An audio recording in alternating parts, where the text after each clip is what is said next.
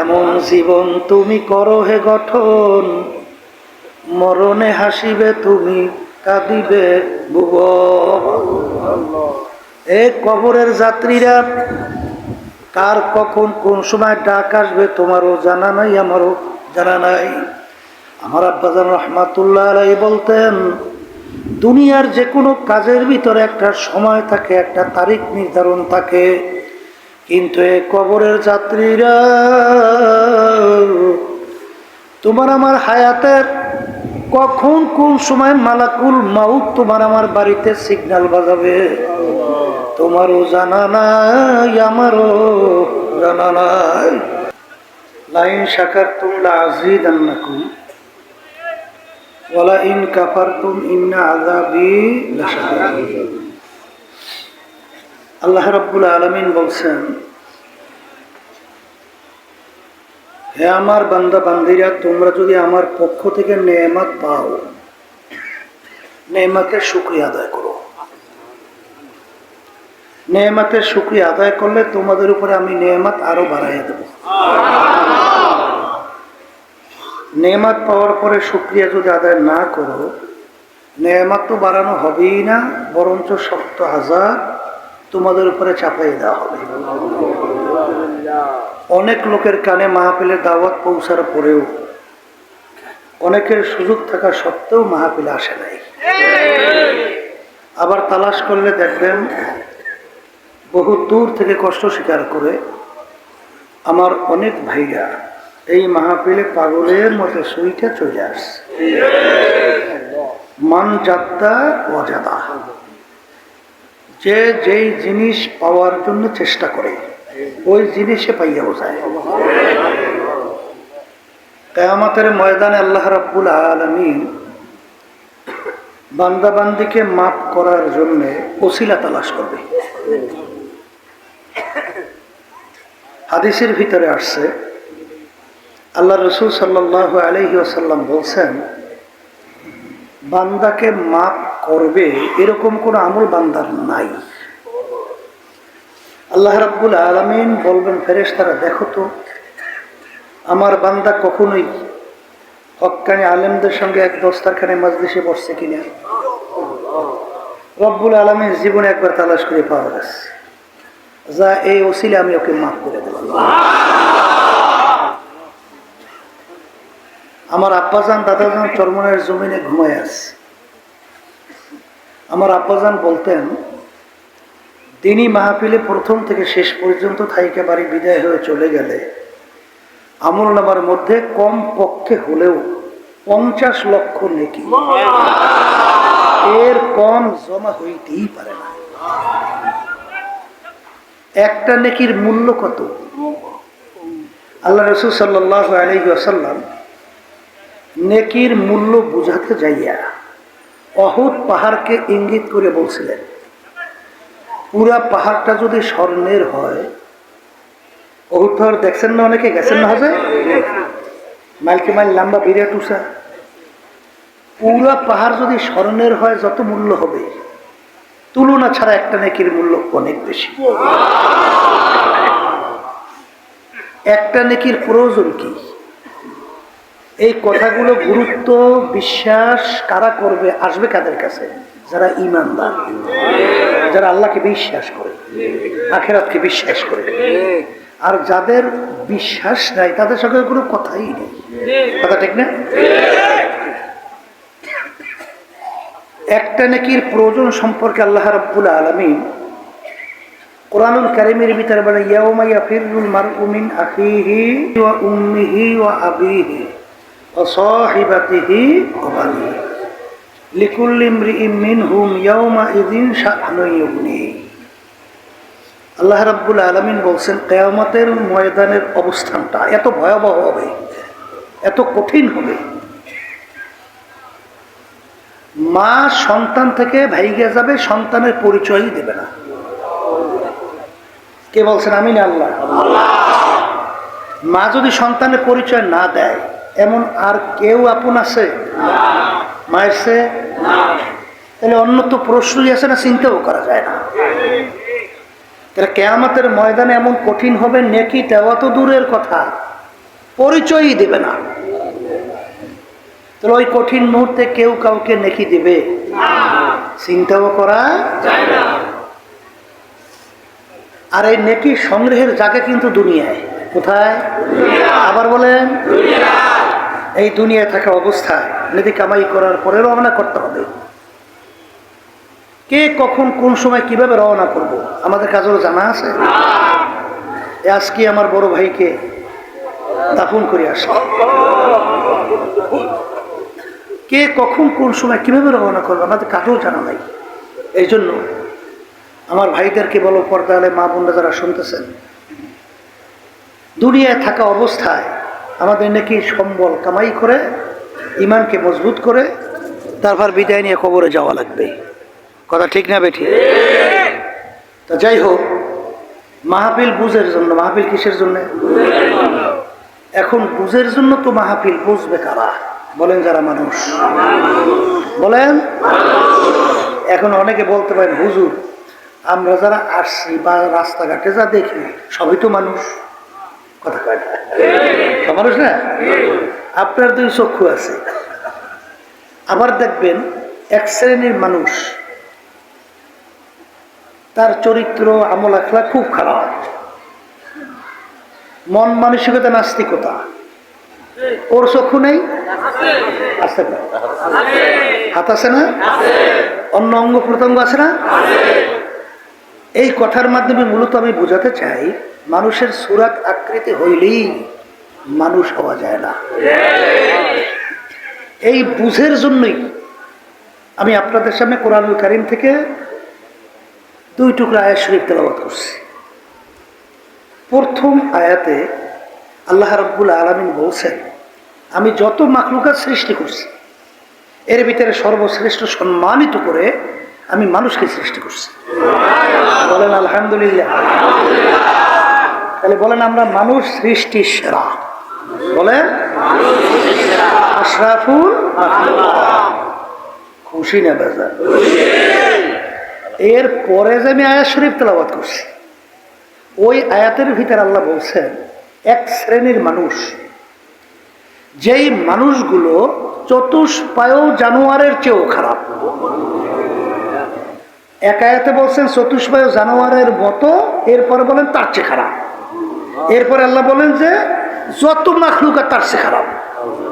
কে বলছেন? এতটুকু বুঝলে আলহামদুলিল্লাহ কামিয়াব। এতটুকু বুঝাবার জন্যই কিন্তু মাহফিলের ব্যবস্থা। কথা ঠিক কিনা?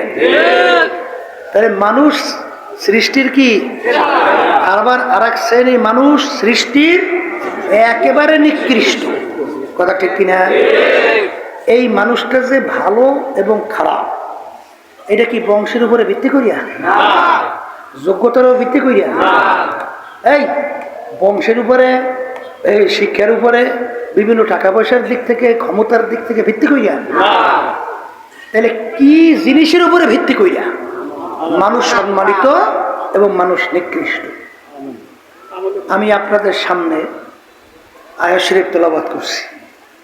কোন মানুষ সম্মানিত, কোন মানুষ নিকৃষ্ট, আল্লাহ রাসূল সাল্লাল্লাহু আলাইহি ওয়াসাল্লাম হাদিসের ভিতরে বলছেন, আলা ওয়া ইন্না ফিল জাসাদি মুদগাহ।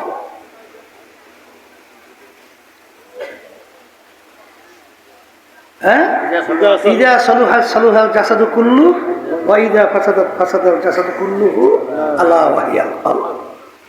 আল্লাহ রাসূল সাল্লাল্লাহু আলাইহি ওয়াসাল্লাম বলেন, প্রত্যেকটা মানুষের মধ্যে আল্লাহ রাব্বুল আলামিন একটা গোশতের টুকরা দান করছে। কি টুকরা? মুখস্থ করেন। আল্লাহ রাসূল সাল্লাল্লাহু আলাইহি ওয়াসাল্লাম বলেন, ওই গোশতের টুকরা যার ভালো হয়ে যায়, এক পর্যায়ে ওই মানুষটা সৃষ্টির সেরা হয়ে যায়। আর ওই গোশতের টুকরা যখন খারাপ হয়ে যায়, এক পর্যায়ে ওই মানুষটা সৃষ্টির ভিতরে নিকৃষ্ট হয়ে যায়। ওই গোশতের টুকরার নাম হলো কলব। বলেন কি?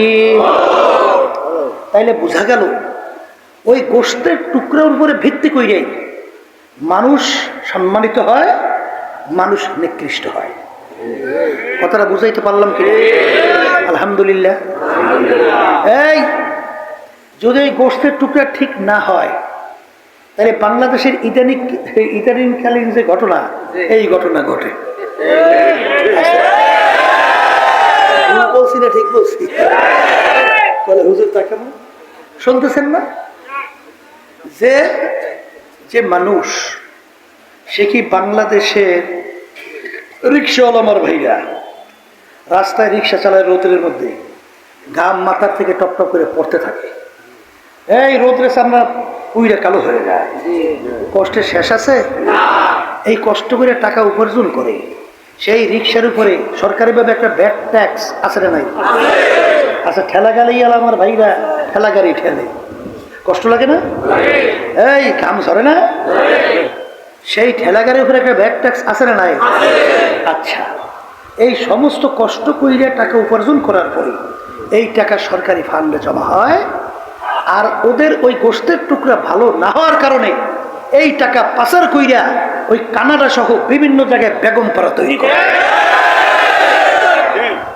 11 না 12 লক্ষ কোটি টাকার উপরে এই বাংলাদেশ থেকে পাচার করে বিদেশ পাঠাইছে। কথা বোঝেন না? হ্যাঁ, এই কারণ কি? বলো, ওই গোষ্ঠের টুকরা খারাপ হওয়ার কারণে। কথা ঠিক যাবে? ঠিক। ওই গোষ্ঠের টুকরা খারাপ হওয়ার কারণে একটা মানুষকে পাখির মতো গুলি করে মাটিতে লুটিয়ে ফেলায়, আসতে কয়। ওই গোষ্ঠের টুকরা খারাপ হওয়ার কারণেই বুকের উপরে পাড়া দিয়ে একজনকে জবাই করে। ওই গোষ্ঠের টুকরা খারাপ হওয়ার কারণেই একটা মানুষ রাস্তায় নামছে গুম হয়ে যায়। আর ওই গোষ্ঠের টুকরা ভালো না হওয়ার কারণে আজকে যত জুলুম, যত অন্যায়, যত অবিচার, যত বেহায়াপনা, অশ্লীলতা, যত ধরনের কার্যক্রম চলছে। কথা ঠিক কিনা?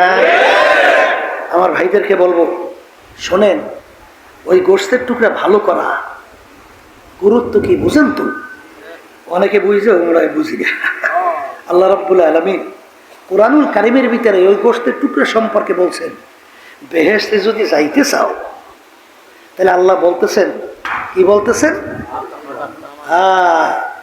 আল্লাহ রাব্বুল আলামিন বলেন, যদি আমার বেহেশতে কেউ ঢুকতে চাও, শর্ত হলো ওই কলব পরিষ্কার কইরে তারপর আমার কাছে আসা লাগবে। ওই কলব পরিষ্কার না কইরে আসলে আমার পবিত্র জায়গা বেহেশতের ভিতরে এই দুর্গন্ধযুক্ত পচা গোশত, ওই কলব আমার বেহেশতের জায়গা। জোরে বলেন, কথা ঠিক না? ঠিক। শোনেন, আল্লাহ রাব্বুল আলামিন তার রাসূলকে দুনিয়াতে পাঠাইছেন, কারণ আছে না নাই?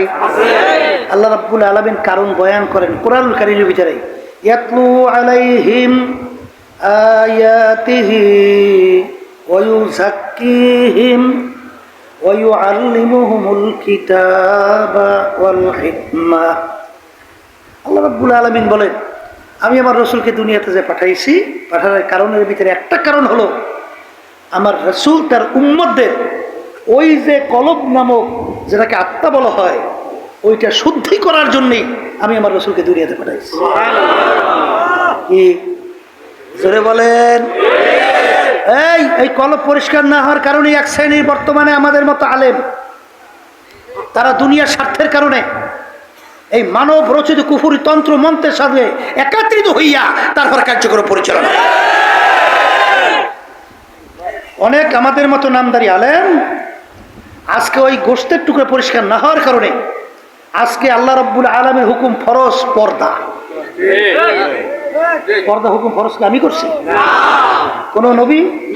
কোন পীর? মুফতি মুহাদ্দিস? আচ্ছা বলেন তো, কত লক্ষ সুন্নাত একত্রিত করলে একটা ফরজের সমান হয়? বুক খুললে বললেন, কথা বললেন, কোটি কোটি।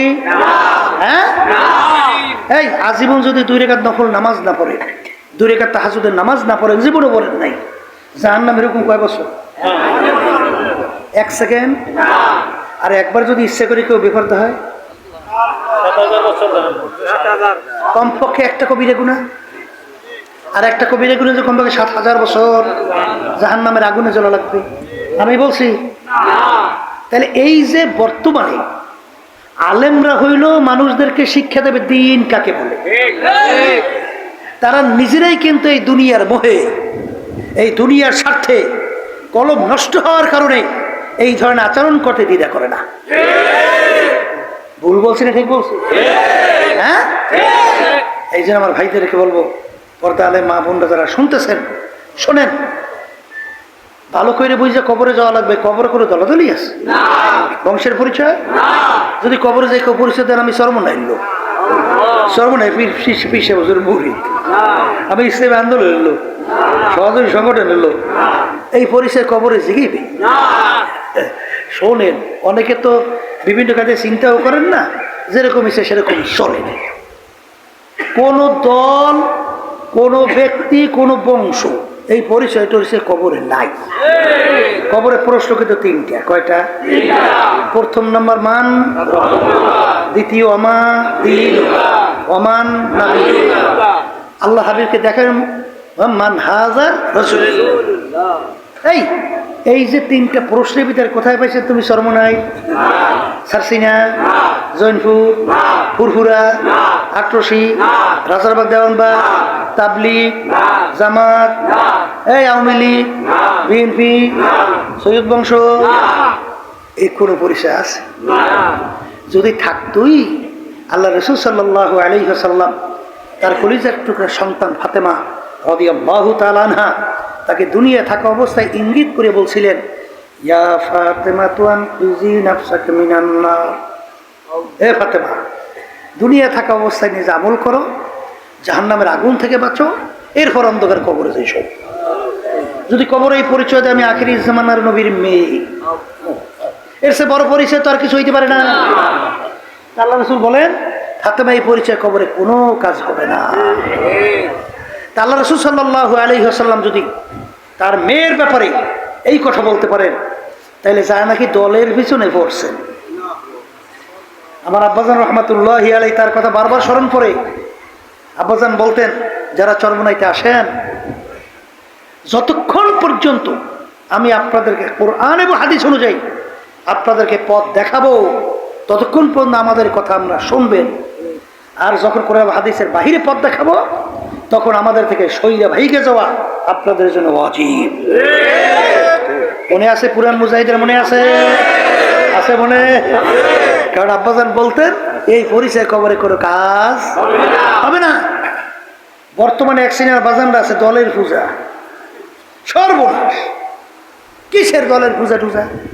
আমি খাইলে আমার পেট ভরে, না খাইলে পেটে গুদা আমার লাগে, পিটান দিলে ব্যথা আমি পাই। কথা কর না, আমার কবর তো আমিই যাই, পুরুষ উত্তর তো আমিই দিই। তাহলে সেখানে দল যতক্ষণ পর্যন্ত, পীর যতক্ষণ পর্যন্ত, মুরব্বী যতক্ষণ পর্যন্ত আপনাকে আমাকে কোরআন এবং হাদিস অনুযায়ী পথ দেখাবে, মানব। পথ দেখাবে বাহিরে, মানব না। কথা ঠিক না ঠিক? সেজন্য আমার ভাইদেরকে বলবো, পর্দা আলে মা বোনরা যারা শুনতেছেন, শোনেন। অনেকের শুনলে তো কষ্ট লাগে, কারণ নফসের খোরাকি খুব মজা না? আসতে পারে, খুব মজা না? এই জন্যই তো আল্লাহ রাসূল সাল্লাল্লাহু আলাইহি ওয়াসাল্লাম বলছেন, রাজানা মিন জিহাদিল আসগর ইলা জিহাদিল আকবার। এ আমার সাহাবারা, ছোট যুদ্ধের থেকে বড় যুদ্ধের দিকে রওনা করলাম। ছোট যুদ্ধের থেকে সাহাবায়ে কেরাম প্রশ্ন করলেন, আল্লাহর রাসূল, এর চেয়ে আবার বড় যুদ্ধ কোনটা? এখন মাত্র যুদ্ধ করে আসলাম। আল্লাহর রাসূল সাল্লাল্লাহু আলাইহি ওয়াসাল্লাম বলেন, নফসের সঙ্গে জিহাদ করা এর চেয়ে বড় যুদ্ধ। এই জন্য কিতাবের ভিতরে আসছে, মান আরাফা নাফসাহু ফাকাদ আরাফা রাব্বাহ। যারা নিজের নফসের পরিচয় লাভ করতে পারছে, তারা আল্লাহর পরিচয় পেয়ে গেছে। এই জন্য নফস তিন প্রকার। কয় প্রকার? বলেন বলেন বলেন। এক নম্বর নফসের নাম হলো নফসে আম্মারা, দ্বিতীয় নম্বর নফসের নাম হলো নফসে লাওয়ামা, তৃতীয় নম্বর নফসের নাম হলো নফসে মুতমাইন্না। নফস কয়টা পাইছেন? আম্মারা, লাওয়ামা, মুতমাইন্না। এই পরিচয় জানা লাগবে। আম্মারা বলা হয় সবসময় গুনার দিকে খেয়াল, গুনাহ করতে ভালো লাগে, গুনার দিকে ঝোঁক আছে না নাই? হ্যাঁ, এইটার নাম নফস আম্মারা। এর নাম কি? লাউয়ামা কাকে বলে? মুজাহাদার মাধ্যমে, আল্লাহর জিকির আজকারের মাধ্যমে, মৌতের মুরাকাব, কোরআন কারীম তেলাওয়াত এর মাধ্যমে এই নফস পরিবর্তন ঘইটা এক পর্যায়ে ওই নফসটা নফসে লাউয়ামায় পরিণত হয়ে যায়। নফসে লাউয়ামা কাকে বলে? এই গুনাহ করলে চুপ থাকে, কিছু বলে না। গুনাহ হওয়ার পরে ভিতরে আফসোস তৈরি হয়, গুনাহটা কেন করলাম, কেন করলাম। এটার নাম কোন নফস? হ্যাঁ, তৃতীয় নম্বর নফস, নফসে মুতমাইন্না। নেক কাজ করতে পারে, গুনার কাজ ছাড়তে পারে। বলেন, এর নাম কি? নফসে মুতমাইন্না। এ আল্লাহর বান্দারা, আল্লাহ রাব্বুল আলামিন কোরআনুল কারীমের ভিতরে বলছেন, ইয়া আইয়াতুহান নাফসুল মুতমাইন্নাহ ইরজিই ইলা রাব্বিকি রাদিয়াতাম মারদিয়া ফাদখুলি ফি ইবাদি ওয়াদখুলি জান্নাতি। আমার বাজানদেরকে বলো, পর্দালে মা বোনরা যারা শুনতেছেন, এটা কি আয়াত বলছি না অন্য কিছু বলছি? আল্লাহ বলছে না অন্য কেউ বলছে? তাহলে আল্লাহ এই আয়াত আপনাকে আমাকে শুনাইছেন। এ নফসে মুতমাইন্নার দলেরা, কাদেরকে ডাকবেন? মুখ খুললা বলেন, কাদেরকে ডাকবেন? এ নফসে মুতমাইন্নার দলেরা, আমার বান্দা বান্দীদের কাতারে শামিল হও, বেহেশতে ঢোকো। আবার কথা কয় না কি? এই বেহেশতে ঢোকার জন্য আল্লাহ কাদেরকে নির্দেশ করবেন? আবার বলেন। এখন কিয়ামতের ময়দানে আল্লাহ যখন ডাক দেবেন নফসে মুতমাইন্নার দলদেরকে, এখন আপনি সাড়া দিতে পারবেন কিনা দুনিয়ায় থাকা অবস্থায় একটু পরীক্ষা করে নেন যে আপনার নফসটা কোন নফস, নফসে আম্মারা না নফসে লাওয়ামা না নফসে মুতমাইন্না। কথা ঠিক? এই আল্লাহর বান্দারা, এই যে তরিকা শোনেন, পীর মুরিদি সর্বনের তরিকার নাম কি? চিশতিয়া সাবিরিয়া। কি নাম? এই তরিকার 5টা ঔষধ শোনেন না, আল্লাহর কুতুবেরা রাইখে গেছে। এই ঔষধকে কোরআন এবং হাদিসের থেকে রিসার্চ করে বের করছে, ঠিক না? ঠিক। এই 5 ঔষধ যদি ঠিক মতো আল্লাহর রহমতে পালন করা যায়, তাহলে আল্লাহর ফজল করবে অল্প দিনের ব্যবধানে ওই নফস আম্মারা পরিবর্তন ঘইটা আল্লাহর ফজলে নফস এক পর্যায়ে নফসে মুতমাইন্না আল্লাহর ফজলে পৌঁছে যায়। পরীক্ষিত যার বাস্তবতা, উদাহরণ কত দেব শেষ নেই। কালু ডাকাইতের নাম শুনছেন? সিলেট সুনামগঞ্জ সর্বনায় মাহফিলে নিয়ে আসছিল মুজাহিদরা দাওয়াত দেওয়ার মাধ্যমে। আমি লোকজনের সাথে দেখা করতেছি, লোকজন আমাকে বলতেছে, হুজুর কালু ডাকাতকে নিয়ে আসছে, তার পিছনে দাঁড় হয়ে আছে, বুঝছে? আমি পিছনে ঘুরিয়া তাকাইয়া দেখি, সুবহানাল্লাহ, এইরকম দৃশ্যে আমি এর জীবনে কেউ দেখিনি। বলে, হুজুর তা কেমন? মোষ এইরকম মোড়া ঘুরাইয়া কানের মধ্যে এরম দিয়ে রাখছে, হাসেন না, এইরকম মোড়া মোষ ঘুরাইয়া কানে, চুল এই পর্যন্ত প্রায় একান্তা, ওদিকে দাড়ি তো নাই, শরীরের ভিতরে পোশাক, পরনে কাপড় কালা, গায়েও কি কালা। আচ্ছা, তাহলে মোষ এই, চুল এই, সব কালা। এরপরে আবার তাকাই দেখি একটা চোখ মনে এত বড়, এক একটা, বুঝছেন? চেহারাও এত বড়। আমি তাকাই আল্লাহ, দেখলে এমনি তোমার ভয় তো আসতে, বুঝলেন না? ওই সর্বনের মধ্যে নিয়ে যাওয়ার পরে আলহামদুলিল্লাহ সেই কালু ডাকাতকে সেদিনকে দেখা হইল সিলেটে। মনে হয় যেন একজন আল্লাহর ওলি পেয়ে। কি পরিবর্তন আসছে না আসে নাই? আসছে, কন আসছে? আচ্ছা, এরপরে গেছিলাম উত্তরবঙ্গে, সেখানে এই বর্তমানে মাহফিল তো আলহামদুলিল্লাহ করতে পারতে আছি। আর মাঝখানে মাহফিল করা বড় কঠিন ছিল। গান বাজনা বেহায়াপনা অশ্লীলতা আর বিভিন্ন ধরনের শয়তানি ময়তানি হে খুব কায়দা করে সহযোগিতা ছিল। আর মাহফিল করার ব্যাপারে বাধার কোনো শেষ নাই। যাই হোক, গেলাম উত্তরবঙ্গে, আমার মাহফিল করতে দেবে না, বুঝলেন? আচ্ছা কি কাজ হয়? তো ওই এলাকার একজন খুব বড় মানে দাফটওয়ালা মানুষ, ধনীও এবং খুব আছে না এলাকার ভিতরে খুব দাফটওয়ালা। তো সেই লোককে সরবনাই কিছু মুজাহিদের দাওয়াত দিয়ে সরবনাই নিয়ে আসে। বহুতবার চেষ্টা করছে, সরবনাই সে মোড়ে নিতেই পারে না, যায় না। একবার কোনো কাজে গেছে, তাই সে বলতেছে হুজুর আসবে, আমি সব ঝামেলা বন্যা যত কিছু আসুক আমি সব মোকাবিলা করে হুজুর মাহফিল করাবই। আল্লাহ মাহফিলের ব্যবস্থা করছে। করার পরে স্টেজের ভিতরে আমার আসার আগে, মানে আমি স্টেজে ওঠার আগে আলোচনা করতেছি, সর্বনাই সম্পর্কে বুঝাইতেছে, ভাই সর্বনাই কি জিনিস, বেশি তোর আলোচনা কি? আমার জীবনে আমি পশ্চিমে সেজদা দিয়ে আমি জীবনে দেখি নাই, মানে আর জীবনে পশ্চিমে সেজদা দেয় না। সর্বনাই যাওয়ার পরে সর্বপ্রথম আমি জীবনে পশ্চিমে সেজদা দিচ্ছি, তার বেশি কিছু বুঝার দরকার নেই। তাই সেখানে যাওয়ার পরে কি পরিবর্তন হয়েছে না? আসতে কয় হয়েছে হয়েছে। এই আল্লাহর বান্দারা, পরিবর্তন কেমনে হয় দেখেন না? এই 5ই আগস্ট বাংলাদেশ দ্বিতীয়বার স্বাধীন হইল না? স্বাধীন হওয়ার পরে এই যে চরমনাইয়ের সাথে এবং যারা নাকি দিনদারদের সাথে জড়াই আছে, এরা কি করছে? এরা করছে সংখ্যালঘুদের মন্দির পাহারা দেয়, তাদের জানমাল ইজ্জত নষ্ট না হয় চেষ্টা করে, রাস্তায় যানজট মানুষের কষ্ট না হয় ট্রাফিকের দায়িত্ব পালন করে, মানুষের খেদমতে পাগলের মতো দৌড়দৌড়ি করে।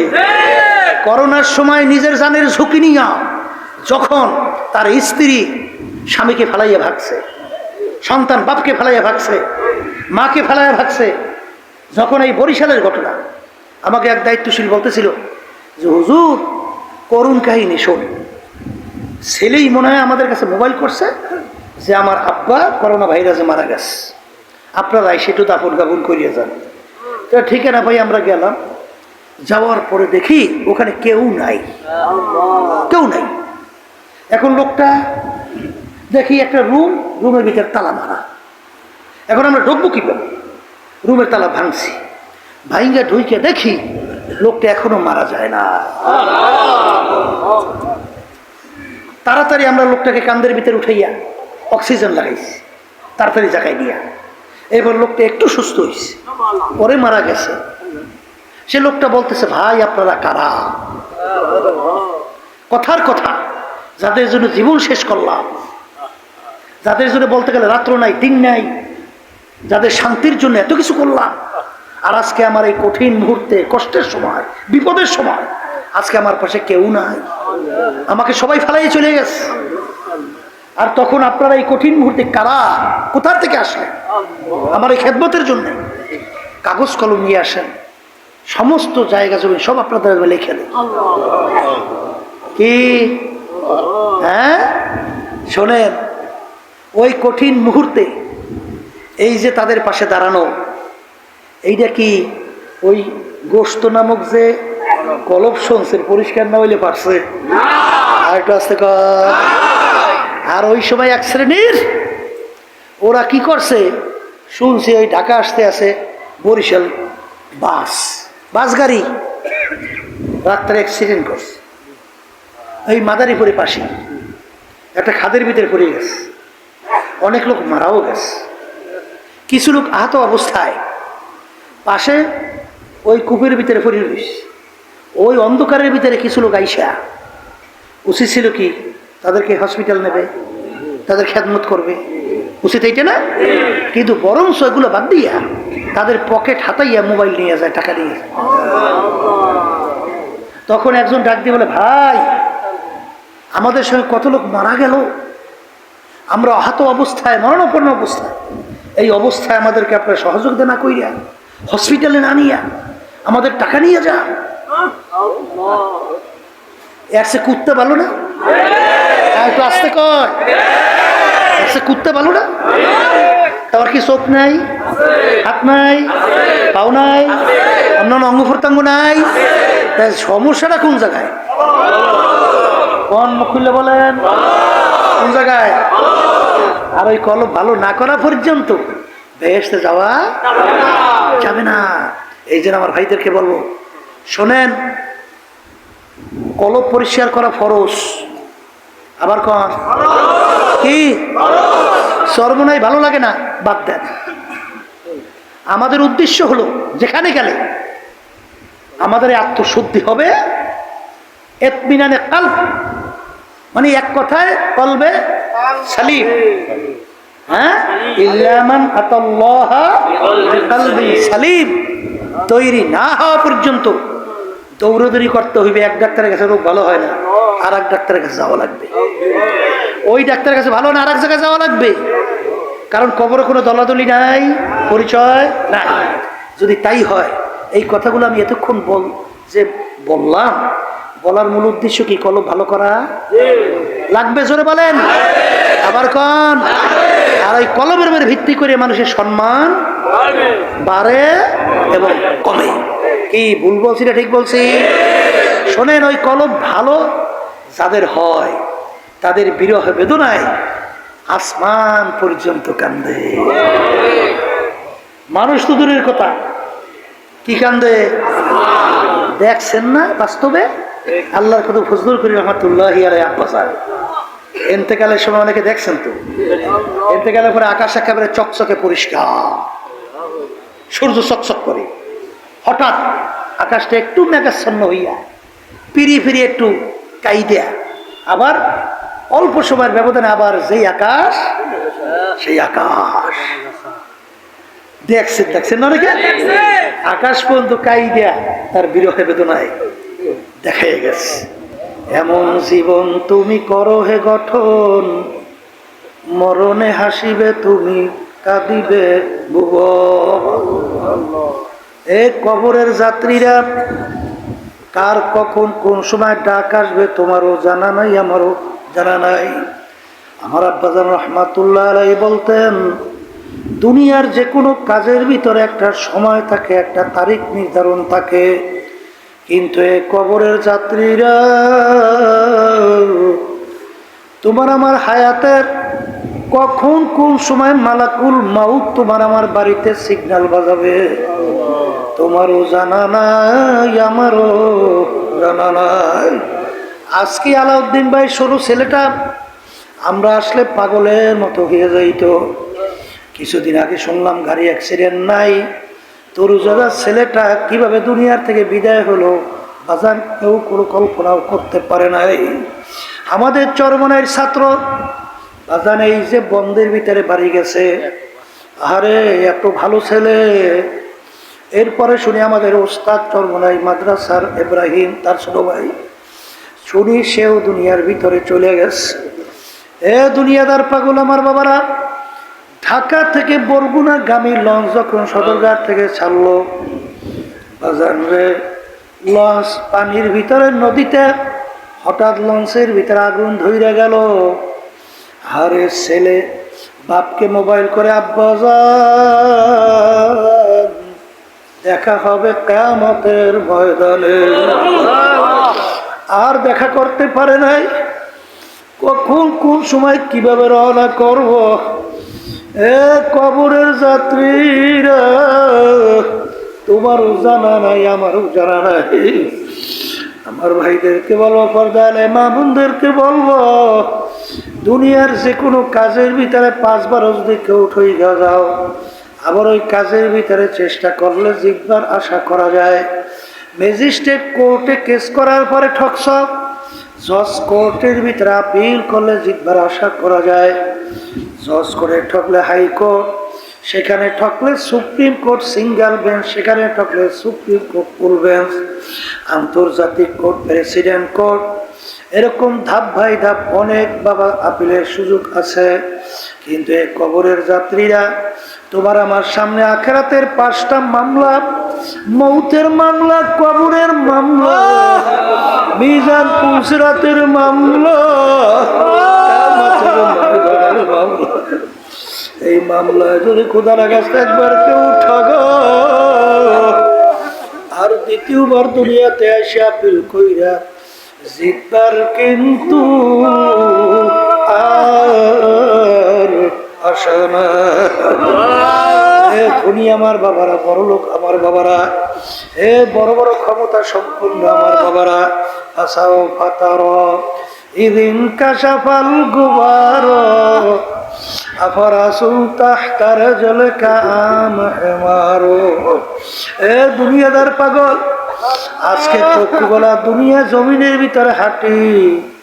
আমি পরিচয় দিয়ে আমি রেজাউল করিম পীর সাহেব চরমনাই, অমুকে পরিচয় দিয়ে আমি চেয়ারম্যান, আমি মেম্বার, আমি এমপি, আমি মিনিস্টার, আমি অমুক অফিসার, আমি অমুক বড় বংশের জমিদার, আমি অমুক ধনী, আমি অমুক শিক্ষিত। দুনিয়াদার পাগল আমার বাবারা, এই পরিচয় কয়দিন থাকবে? যে কয়দিন চক্ষু দুইটা খোলা থাকবে, চিরতরে যেদিন চক্ষু বন্ধ সবাই পরিচয় দেবে অমুকের লাশ। আর কেউ বলবে না চেয়ারম্যান সাহেব, কেউ বলবে না পীর সাহেব, কেউ বলবে না মুফতি, কেউ বলবে না এমপি, কেউ বলবে না অমুক, বলবে এমপির লাশ পইরা আছে, পীর সাহেব হুজুরের লাশ পইরা আছে। দুনিয়াদার পাগল, এক যুগের ভিতরে কেউ ঘোড়ার পিঠে শুধু সওয়ার হইতো, সামাজিকভাবে সম্মান কামাই করত, খুব সম্মানিত ব্যক্তি ছাড়া ঘোড়ার পিঠে সওয়ার হইতে পারে না।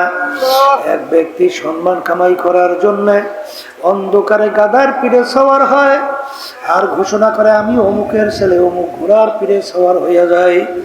গাধা ঘোড়া দেখতে একই রকমের, এক ব্যক্তি সূক্ষ্মভাবে দেখলো আসলে কোনো ঘোড়ার পিঠে সওয়ার না, একটা গাধার পিঠে সওয়ার।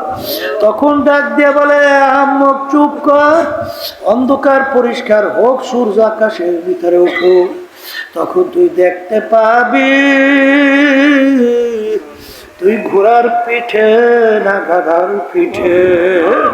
আমার আব্বাজান রহমাতুল্লাহ আলাইহি বলেন, দুনিয়াদার মানুষ, আমি ফজলুল করিম চিন্তা ভাবনা করে দেখছি, আমি দুনিয়ার থেকে বিদায় হওয়ার পরে কবরের উপরে তোমরা যদি ফুলের মালা একটার পর একটা গাইথা আমার কবর তোমরা ভইরা রাখো, আর আমার মালিক যদি আমাকে কবরে মাফ না করে, ওই ফুলের মালা আমার কিছু আসে যায় না।